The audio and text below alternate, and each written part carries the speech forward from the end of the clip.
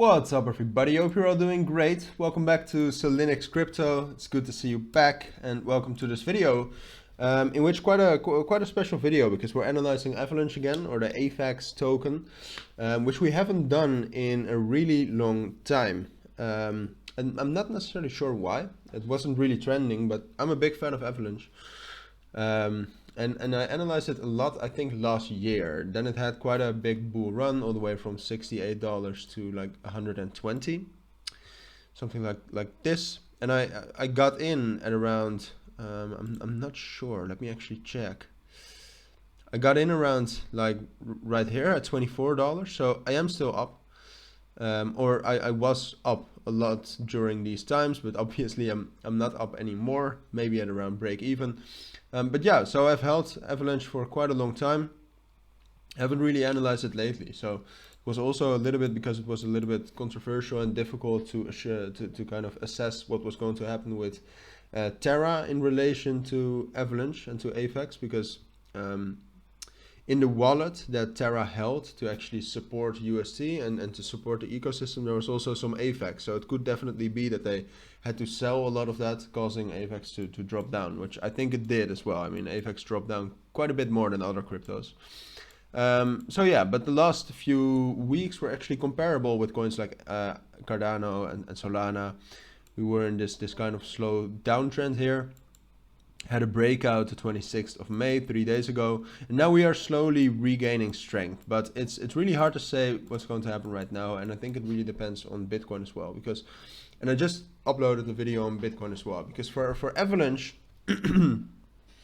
what's coming up is this $27 level, and I think we'll actually get to there, and initially I think we'll actually reject off of that level, but what happens next really depends on Bitcoin, because if Bitcoin actually manages to get towards 30,000 again within the next few days, then I think we got a good shot for Avalanche to actually break above this level again. So we would need to break above $28.5, and as soon as that happens, I mean, we can actually see some nice bullish moves all the way up to somewhere like $33, and from there I expect us to kind of get into a consolidation again between $27 and $33 for the next few days. But obviously that's way better to actually get back above here again than to stay down here around that $22 level. So that really depends on what Bitcoin does. If Bitcoin actually gets some strong moves, so for example it goes up with 3, 4, 5% somewhere within the next days, I think Avalanche could do something like this. But I have to be honest with you, if Bitcoin remains stable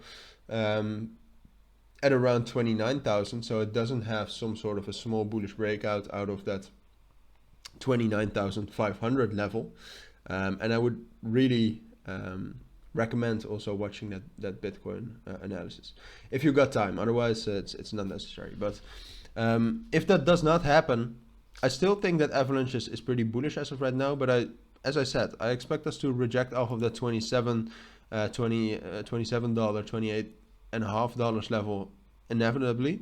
So I think we'll definitely reject off of that. But if Bitcoin remains stable and we don't really get that bullish breakout, I think Avalanche is just going to consolidate down here. So I don't think we'll drop down all the way to $21.5 again, but I think we'll just consolidate between $23 and $28.5 then. So that would be a little bit less nice, obviously, and I'm not sure if this will actually hold on for a longer period of time, but at least for a few days. And what happens afterwards, it's really going to be like, I believe in 2 weeks, again, we have interest rate numbers and inflation numbers. Those will be big catalysts, and until then it's really going to be what's happening throughout the world. If we get any positive news, we might still get into this level, but if we get negative news, we might drop down a little bit lower. So this consolidation is guaranteed for the next few days. If we get a little bit more of a bullish market, we could even do something like this. But further than that, it wouldn't be good for me to predict that, and it wouldn't be reliable, I think. So I'll probably update it.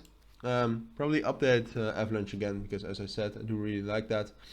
But for now, this is basically my analysis. So if you do have any questions about the analysis or about anything I said, please let me know down in the comments.